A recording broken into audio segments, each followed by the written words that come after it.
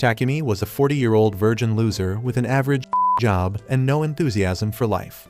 However, one day, he suddenly found himself floating over the clouds with a pretty and aloof girl in front of him who introduces herself as a goddess named Nolan. She gracefully tells Takumi that he has been summoned to another world, but apparently, he should not have even come here. Nolan suddenly starts apologizing to him, telling him that an old and boring man like him was not even the target of the summoning spell used by the Holy Sidonia Empire, and he was just unlucky to get caught up in the spell. She curses the bastards at Sidonia Empire who used the hero summoning spell despite it being forbidden, and then tells Takumi that she was so pissed at them that she did a patch update to this world and closed the dimensional gap connecting this world to Earth, which means he can't return home. Takumi panics on hearing this, but then Nolan tells him that he won't be able to return to his world either way because his body has been destroyed in the process of being accidentally summoned to this world, and he is just a soul now. Takumi is really disappointed that he won't be able to see the ending of One Piece now, and Nolan says that she can send him down to this new world with some super-op abilities so that he can live the isekai fantasy every guy has. She tells him that the Sidonia Empire is a messed up place, so she won't send him there, and instead, she is going to send him to a peaceful place far away from it.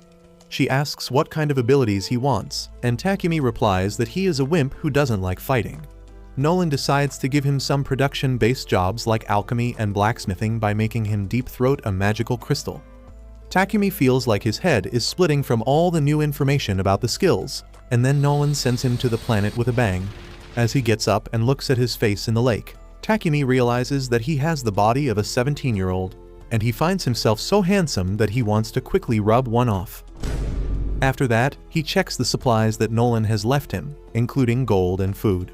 Next, he decides to check out the skills he has received, and finds that he can use all sorts of basic magic spells. Takumi then begins exploring the area and finds a branch of a tree monster lying on the ground. His system tells him that this branch can be used to create high-quality weapons, so he immediately uses his blacksmithing skill on it to create a spear. Next, he uses his analysis skill to find that almost every plant around him is a medicinal herb, so he gathers a lot of them and then puts them in his item box. Just then, he hears the voice of a girl screaming, and soon, a loli comes running towards him. She hides behind him, asking him to save her from a monster, and just then, a horned rabbit comes out of the bushes. It pounces at the girl, but Takumi uses his spear to kill it in one blow. Because of that, he levels up and gets the job of a warrior, but he really doesn't want it. The girl named Molly is really impressed, and she thanks Takumi for saving her life. Takumi asks the girl if she can lead him to her village, and she gladly agrees. She asks him to take the horned rabbit with him because it tastes delicious, and Takumi immediately stores it in his item box, only realizing later that he should have not displayed his skills so casually. On the other hand, 3 high school students find themselves in the Holy Sidonia Empire, and the Empress Elizabeth herself comes there to welcome them. She tells the confused heroes that she summoned them here to save the world, but the summoned girl doesn't trust her at all. Just then, she gets a special skill from Nolan, which allows her to reach the correct decision just by following her instincts. The girl's instincts tell her that Elizabeth is a dangerous woman, and she must stay away from her. Meanwhile, Takumi reaches the village with Molly, where her parents thank him for saving her. Takumi asks them if he can stay in the village for a while, and they gladly accept him. They introduce him to the local blacksmith who tells him that not only are the forests around the village rich with medicinal herbs, there is also a natural mine near it, so it is great for all sorts of craftsmen. Takumi is really excited to hear this, and then Molly's parents tell him that they don't have any inn in the village for him to stay in. Takumi says that he can just camp outside, but the blacksmith says they can create a house for him quickly. The villagers gather around and take Takumi to a vacant lot, which he flattens with his earth magic. That uses up most of his mana and gives him a migraine, but the villagers are amazed because magic users are quite rare. They help him in building a house quickly, and Takumi uses his carpentry and blacksmithing skills to put together some furniture for himself. He then fiddles around with his status window and changes his job from a warrior to an alchemist. With that out of the way, he moves on to the ores he mined with the help of the blacksmith. He has copper, iron, and silver ores, along with magic iron ore that can store mana inside it. Takumi is already thrilled at the idea of performing alchemy and converting every sort of material into gold, and he excitedly starts working on the iron ore. He doesn't need a furnace or fancy tools because he can use magic to remove the impurities from the ore and then shape it into a brick. He consumes a lot of mana for doing that, but his excitement forces him to keep working on. Soon, Molly comes to his home to call him over for dinner, but she is horrified when she finds Takumi passed out on the ground, exhausted after using all his mana. She calls her parents over, who lecture Takumi and then give him a mana-restoring potion. The next day, Molly and her mom keep a watchful eye on Takumi to make sure he is not overexerting himself again, and that slows down his progress quite a lot. He manages to refine more metals in the following days and even creates some utensils for himself, which levels up his alchemy job. In his free time, he helps the village blacksmith to create high-quality weapons with his magic, and that levels up his blacksmith job class. After that, he goes to Molly's dad and asks to borrow some potions so that he can try and copy their recipe. Molly's dad lets him borrow some basic potions and tells Takumi that he can sell the potions he makes to him later. Takumi then goes home and starts cooking while praising Jesse Pinkman and Walter White. He makes some magic blue drugs like his idols, but finds that the color is different from the original recipe. The next day, this junkie goes to the forest and begins eating any poisonous plant he finds, and then purifies the poison so that he can gain resistance to poison and improve his purification magic level. As he is recovering from eating a specially dangerous plant, a giant armored boar attacks him. Takumi panics on seeing the monster. He tries fighting back with his spear, but it shatters on contact with the boar. Takumi barely dodges its first attack and then shoots magic attacks at him, but neither of them do any damage. As he backs away, Takumi suddenly stumbles across a poisonous spider that is badly injured. He thinks that he will have to fight two monsters at the same time now, but then the spider jumps on the boar's face, distracting it. The boar hits some trees to get the spider off his face and then resumes his attack on Takumi. Takumi is at his wit's end now, but then suddenly, he gets an idea that is really risky, but it is the only way he can win. The boar charges at him, and instead of dodging, Takumi just leaps towards it. He uses his alchemy skill to decompose the boar's brain, killing it instantly. After that, he stumbles towards the injured spider, and to thank it for helping him earlier, he heals its injuries. With that, Takumi starts heading back, but then his system tells him that he has tamed the poisoned spider. Takumi freaks out, but the spider looks at him with puppy eyes, and he is forced to accept it as a pet. He decides to name it Maple because of the design on its back, and that causes the spider to evolve and it becomes able to talk. Takumi takes the spider back to the village with him, and everyone freaks out on seeing this. They are even more shocked to learn that Takumi has tamed it because insects are not generally willing to be tamed. Takumi tells them that it is not important, and they should focus on the giant boar he has hunted. The villagers throw a party that night to eat boar meat, and Molly's dad gives Takumi the valuable materials from the boar. He tells him to go to the city and sell them for a great price, because a talented person like him should not limit himself to a simple village. On the other hand, Nolan is watching over Takumi's progress, and she is really happy for him. Just then, another goddess arrives there and asks Nolan if Takumi is someone special, because not only did she give him a new body and special powers, she also sent him to the world 1 year before the summoning by the Sidonia Empire. A couple of days later, as Takumi wakes up, he suddenly finds himself cocooned by Maple's silk threads. He gets furious at her and begins lashing out, asking why the hell did she do this. Maple nervously tells him that he was busy all the time and she wanted Daddy's attention, so she had to do this. Takumi realizes that he was really paying no attention to Maple as he was busy cooking potions. He tells her that he will take a day off to play with her today, and Maple starts jumping over him in joy. Just then, Molly's mom comes there with breakfast, and as she sees the spider on top of Takumi, she suspects that he has weird and illegal fetishes.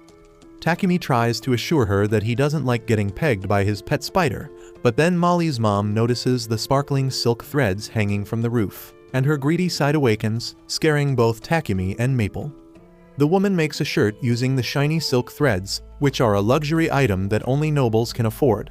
All the women in the village gather to fawn over the shiny shirt, and Maple becomes an instant celebrity among them. She starts enjoying the attention of the village women and tells Takumi that she can't play with him today because she is busy. Takumi decides to do some work in that case, and he heads to the blacksmith who has prepared some light leather armor for him. Just then, Molly's dad also comes there and asks Takumi when is he planning to move out. Takumi is taken aback by this because he was wondering how to break the news to the villagers who have been so kind to him. However, everyone already thinks that he should go to a city where his talents can shine properly. The two men tell him that a merchant from the neighboring city is coming to their village next week, and they have arranged for a seat on his carriage already. Takumi is deeply touched by their gesture, and he sincerely thanks them. After that, he heads back home and finds Molly's mom, who is going to throw away the guts of the horned rabbits her husband has hunted in the morning. She says that they are the most delicious meat of the horned rabbit, but they need proper cleaning and processing that isn't possible in this village. Takumi tells her that he can use the holy element magic and immediately purifies the meat. This surprises Molly's mom, who advises him not to show the purification magic to anyone because only a select few people can use it, and he may get some unwanted attention because of it. After this, Takumi spends the entire week trying to develop the village. He creates a stone wall to protect it from dangers and even sets up some hand pumps for easy supply of water. When the merchant Papik comes to the village the next week, he is dumbfounded to see the wall. Molly's dad and the blacksmith come outside to do business with him, and soon Takumi also arrives there. He introduces himself to the merchant, and then tells Molly's dad that he left 100 bottles of basic healing potion at his house in case the village ever needs them. Papik is shocked to see the healing potion because it looks really high quality, and he asks if he can take a closer look at it. While he is busy examining the potion, Takumi says his goodbye to Molly and the villagers, who have made a special jacket for him using maple silk. After thanking them for everything, Takumi gets on the carriage. The villagers wave him goodbye and he gets emotional, thinking that this village is his hometown in this world. This emotional goodbye makes even Papik's bodyguard shed a tear. The blonde man then introduces himself as Heath, the redhead as Real, and the silent Baldy as Bogger. Papik says that they are a C-rank adventure party and he hired them as his bodyguards. As they start to make small talk, the redhead Real asks about the bag Takumi is holding, and he reveals that he has his pet spider in it.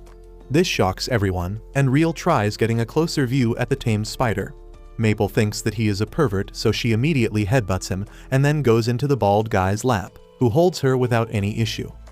While the three adventurers fight for Maple's attention, Papik tells Takumi that he wants to buy the healing potions he gave to the villagers earlier.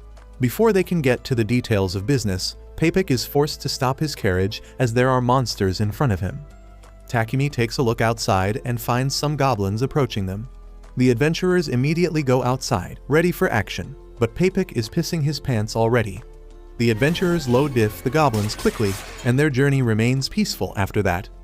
3 days later, they reach the city of Bolton, where Takumi decides to go to the Adventurer Guild first.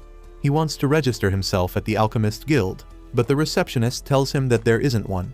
Takumi is dejected, but he decides to sign up as an adventurer and registers Maple as his pet. Once that is done, he pays Papik's company a visit to make a deal about the potions he has. Papik offers him a good price for the potions, and it takes Takumi a full minute to do the math inside his mind to realize that he would become a millionaire in Japan with just this one transaction. Papik tells him that he will earn more for the same items once he gets famous, and Takumi thinks that it is too good to be true. He wonders if Papik has ulterior motives because ideally, he should be ripping him off since he is a newbie. Suddenly, Papik suggests him to get a house with a workshop so that he can do business easily. Takumi panics on hearing that because he doesn't think he has enough savings for that, but Papik says that he can just rent a house. He calls his butler and tells him to show one of their better properties to Takumi. The butler leads him to a mansion with an attached workshop, and the rent is also quite low. Takumi thinks that it is too good to be true, but he accepts the deal anyway. The next day, he moves into the mansion, and the first thing he does is create a toilet seat using magic because he isn't comfortable with anything else.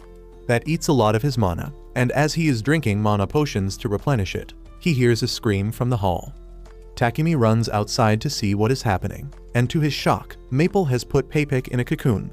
Takumi freaks out and asks the spider why would she do such a thing, and she replies that people enjoy this. Takumi says that only the village children enjoyed this, but turns out Papik feels really comfy in the cocoon. Anyway, Takumi frees him and then apologizes on Maple's behalf. Papik doesn't mind that, and asks to go to the toilet before doing business. Takumi points him towards the toilet, and as Papik sees the glossy ceramic toilet seat, he is astonished. Takumi tells him about its features that enable it to purify the waste instantly, and Papik asks if he can use purification magic. Takumi realizes he had to keep it a secret, and he asks the merchant to keep it a secret. Papik agrees to that, but then he asks Takumi to make 100 more of same toilet seats because that would be really good for business.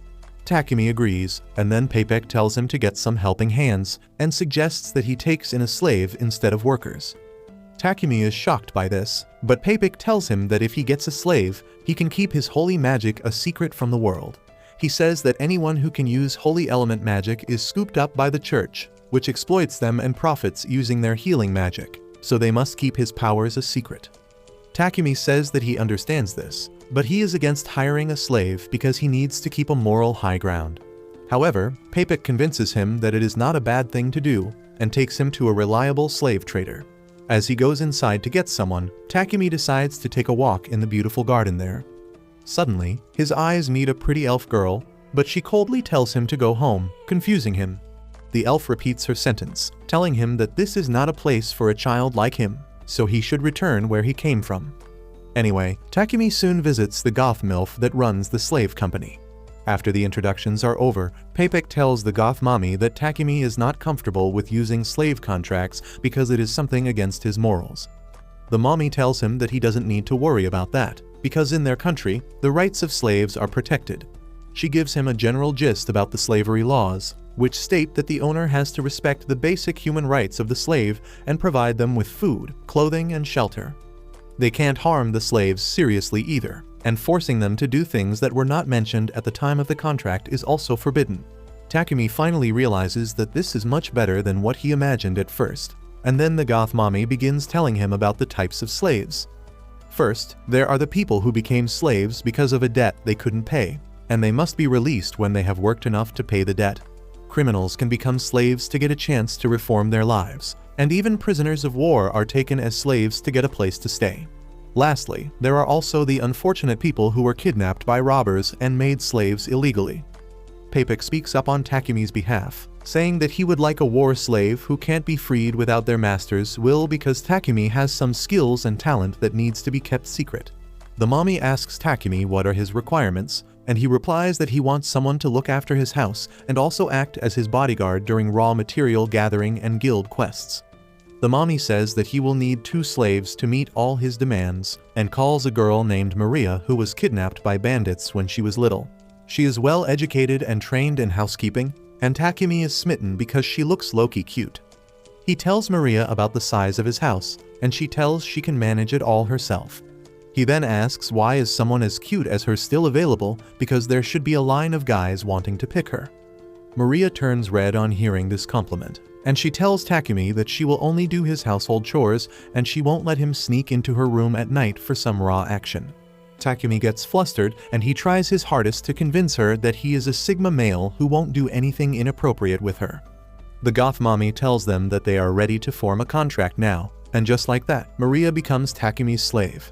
The mommy then tells Takumi that they don't have a war slave to act as his bodyguard right now, but Maria reminds her that they have one girl called Sophia. The MILF tells her that it is not her place to suggest things to her, and tells her to go and pack her things urgently. Hearing this exchange makes Takumi curious about Sophia, and he presses the mommy to at least let him meet the girl. She takes him along, and turns out that Sophia is the same elf girl that Takumi saw earlier.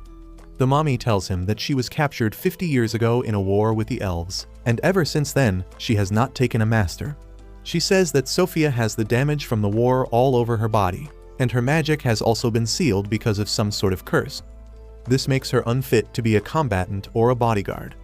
Takumi asks the MILF to let him speak with Sophia in private, and she leaves them alone in the room. Sophia tells Takumi to go home once again, but he holds her face and forcibly looks into her status window to find that she is crazy strong, but the damage to her limbs and the curse make her useless right now. He thinks that if he can heal her, she will be a great asset to him, and he immediately calls the mommy, telling him that he will form a contract with the elf. Sophia reminds him that she is more useless than Sakura right now, but Takumi says that he is the president of the I Can Fix Her Club. Soon, the paperwork is complete, and then the MILF casts the contract magic to bind the 2 girls to Takumi. After that, he heads home, But just as he opens the door, Maple pounces on him, making him fall to the ground. Sophia panics, thinking that she needs to take the monster off of her master's head, but Takumi tells her to stop because Maple is actually his pet. The girls are confused, but they accept that Takumi is a weirdo they can't understand. He then leads them inside and gives them their own rooms because he has too many free rooms anyway. He tells them that they can freely use the bath in the house as they please, and the girls hit it immediately after settling down. Once inside the bath, Maria says that she never thought that the mommy would let Sophia go because she has always been really protective of her. But Takumi must be special.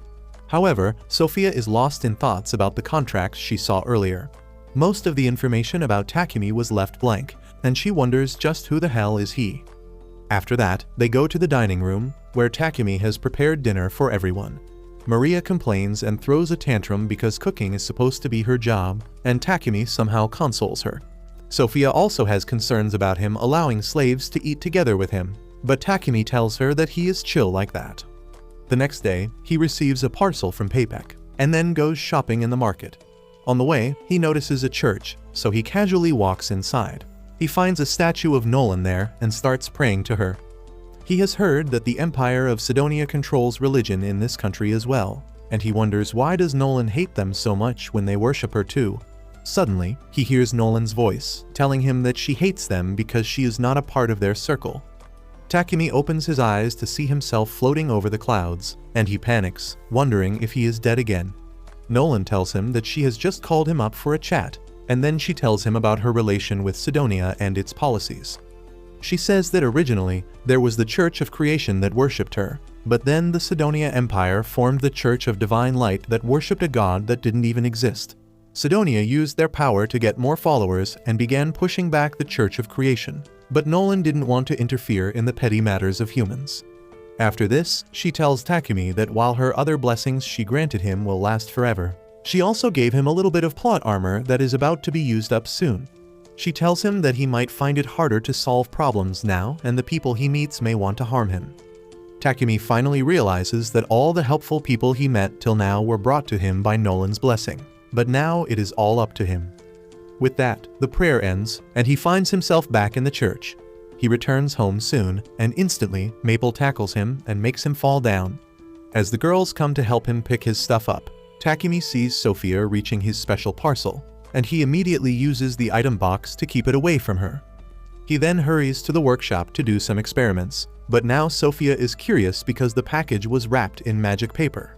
She wonders what was inside the parcel that needs to be protected so seriously, and she follows Takumi to the workshop.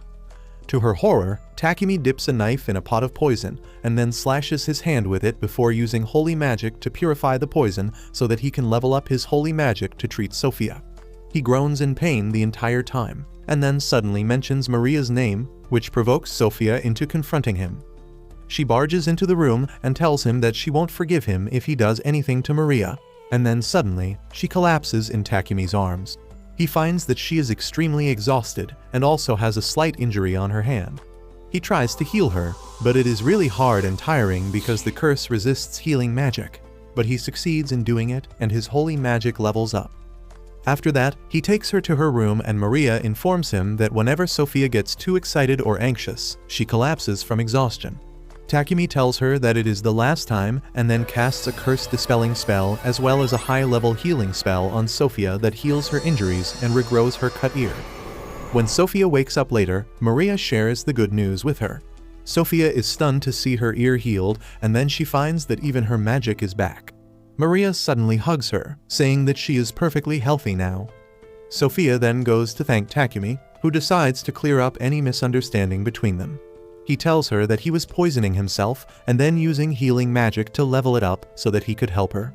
He also clarifies just mentioning Maria's name because she accidentally threw out some of his poisonous herbs in garbage. Sophia asks why he would do such a dangerous thing, and Takumi reminds her that he is the president of the I Can Fix Her Club. Sophia is moved to tears because of this, and she kneels before Takumi, swearing her lifelong loyalty to him. The next day, Takumi goes to the library to find some books on alchemy, and he is really unimpressed when he learns that there are only 4 books on the topic in the entire library.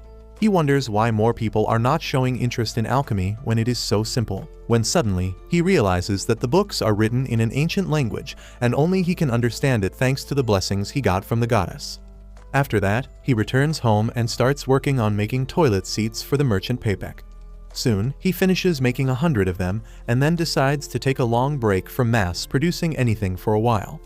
Maria asks him what he plans to do next, and he says that he wants to go on a little adventure to explore the world. He says that Sophia will be his bodyguard, and Maria should stay at home and look after it in the meantime. However, Maria wants to come with him on the adventure as well. Takumi gets nervous on hearing her request because he is not sure about taking a non-fighter into unknown areas, and he also needs someone to watch over the house. Maria starts crying, saying that being left alone to look after the house without Takumi, Sophia, or even Maple is like being a toilet in the middle of a scorching desert.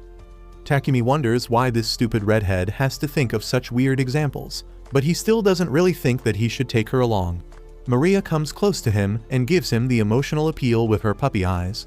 Takumi starts to feel his defenses crack down, but before coming up with a decision, he decides to check Maria's stats. He holds her face and looks into her status window to find that she is a full-fledged battle maid and her stats are even better than him. Takumi is surprised by that, and Maria again requests him to take her along. Sophia finally stands up and asks Takumi to let Maria come with them, because she can teach her some fighting skills on the way. After hearing that, Takumi finally accepts Maria's request. He then leads the girls into his workshop so that he can create weapons and armor for them. He asks them what kind of weapons they want, and Sophia immediately starts listing different types of weapons for different situations. Maria says she is good with short swords and knives, but Sophia decides to teach her how to use a spear because knives don't have that much attacking power. So while the girls train with spears, Takumi gets busy using his blacksmith skills and creates different weapons for them. He even carves designs on the weapons just for funsies, and then casts enchantment spells on them so that they become more durable. He then looks at the knives he made for Maria and then begins imagining them strapped to her juicy thighs. That gives this pervert a serious nosebleed, but he is not done yet. He realizes he needs the measurements of the girls to make armor for them, but if he tries measuring them, he will probably die because of nosebleed. That is why he uses one of his skills to create wooden puppets that look just like Maria and Sophia. Thankfully, Maple arrives on the scene before he can start dry humping those puppets. Takumi asks for some spider silk from Maple, and then begins designing the armors with the passion of an incel. A few days later, he is finished with the armor that looks like regular clothing, and the girls are impressed by how well it fits them. Sophia asks Takumi how did he know about their measurements so exactly, and he shuts up Maple before she can reveal his dirty secret. He asks them to check their weapons first, and then gives them magic rings made from mithril that will help them cast spells quicker. After that, the three of them head to the Adventurers Guild so that Maria and Sophia can register as adventurers. Once that is done, Takumi registers the three of them as a party. The receptionist then tells him that it is almost a month and he has to do a mandatory quest to keep his adventurer license, and Takumi tells him that he is here for the same thing. He goes to the quest board to pick an easy quest, when suddenly, a bunch of fat, ugly losers come there. They start telling the girls to join their party because they can guide them better than the twink. Takumi can't let that slide, and he goes ahead to confront the human hippopotamus. Even though he is terrified internally, he can't let anyone talk to his girls like that.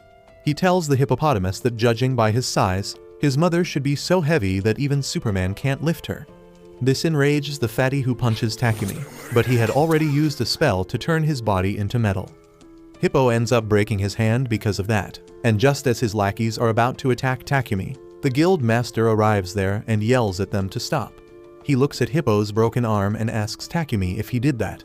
Maria tries standing up for him, but the guild master doesn't believe her. Luckily, the receptionist comes there and explains what happened to the bald man. The guildmaster Barak tells the gang of losers to get lost and then calls Takumi's party in his office. He demands Takumi to reveal what he did to Hippo, and he hesitates initially, but when the receptionist says that he saw faint traces of mana, Takumi realizes he can't keep it a secret. He explains that he just took out a piece of charcoal, turned it into diamond, and then coated his body with it before getting hit. Barak now understands that Takumi is an alchemist, and then the receptionist says that since he has such pretty girls in his team, a lot of incels will try to mess with him. He suggests promoting Takumi to D rank immediately so that he can be safe, and asks him to undertake a higher level quest to earn that promotion. The guildmaster gives his permission, and both Sophia and Maria are in favor of it, so Takumi decides to take the quests. The first quest is to eliminate some goblins, and thanks to Maple's help, Takumi's party finds them quickly. Sophia rushes ahead and kills 2 of them, while the other 2 dash towards Takumi and Maria. Maple ties them down with her silk threads, and then Takumi and Maria finish them off easily. After that, they hunt down some more goblins and kobolds to complete the mission, and Takumi is concerned because they are seeing a lot of goblins. Sophia says that there must be a goblin general nearby with a huge horde of goblins serving him. Usually, it takes at least 5 D-rank parties to defeat one of them, but Sophia is confident that the 3 of them are strong enough to do it on their own. Takumi doesn't even want to take such a risk, but the girls crave violence. Suddenly, Maple tells him that she feels like she is going to evolve soon, so he immediately creates a pocket dimension using space-time magic to let her rest there. With that, the 3 of them head to the goblin stronghold, and Sophia predicts that there are around 300 goblins there. Takumi gets cold feet on hearing this, and he asks Sophia if they really have to do this, but she doesn't even pay attention to him. She says that she has confirmed that there are no people held hostage there using wind magic, so they can blast the goblins with magic. They charge up their magic spells and then hit the clueless goblins, wiping out a huge number of them at once. Soon, the goblin general comes out to fight and charges straight towards Takumi. He blocks its attacks with his spear and then uses a fire spell to roast it medium rare instantly. After that, Takumi and the girls return to the guild, completely exhausted after fighting the goblins, and seeing the amount of magic stones and other resources they have collected gives the receptionist a mini heart attack. He tells Takumi to come to the guild master's office, but he is completely exhausted by now. He still goes to Barak's office, who throws a tantrum because it takes multiple D-ranked teams to kill a goblin general and Takumi's group did it alone. Suddenly, the pocket dimension reopens in front of his bald head and a hand pushes him back. Maple comes out of the pocket dimension after evolving into a half-spider, half-human hybrid, and cheerfully introduces herself to her friends. The guildmaster doesn't even know what to say to them now, and he tells Takumi to just go home. A couple days later, Maria comes to Takumi's workshop and embarrassedly asks for some scraps of clothes because she needs to make underwear for herself and Sophia. Takumi says that she won't be able to make that with scraps, and Maria shows him a sketch about her designs. Takumi finds them really basic, so he sketches some modern lingerie, complete with a bow, and Maria gets really excited on seeing them and asks him to make a set for her. Just then, Maple pops out of the pocket dimension and tells Takumi that Papek is here. When Takumi goes to see him, he finds the merchant passed out after he saw Maple's evolved form. Later, Papek tells Takumi that Marquis Godwin, who rules over the city, wants to meet him regarding the toilets with the purification feature, and he has no choice but to go to his castle immediately. Though Takumi is initially concerned about meeting a noble, he finds that Godwin is a sincere man and a good administrator who is ready to bow his head to anyone who can help him make his city a better place. He thanks Takumi for the self-purifying toilets and defeating the goblin general, but then warns him to be more careful in the future, because if the Holy Sidonia Empire hears about him, they will surely come after him. Takumi is mentally exhausted by the time he reaches home, but when Maple gives him some soft fabric and he remembers that he gets to make underwear for Maria and Sophia, he gets his energy back. He works 3 days and nights without rest to make a set for both of them, and is completely exhausted at the end. He then asks the girls to try them on, but then wusses out as he thinks that they will consider him a creep for saying this. He runs to his room and shuts the door, even though the girls would have been happy to give him a show. If you liked this video, please consider subscribing and watch the video on your screen next.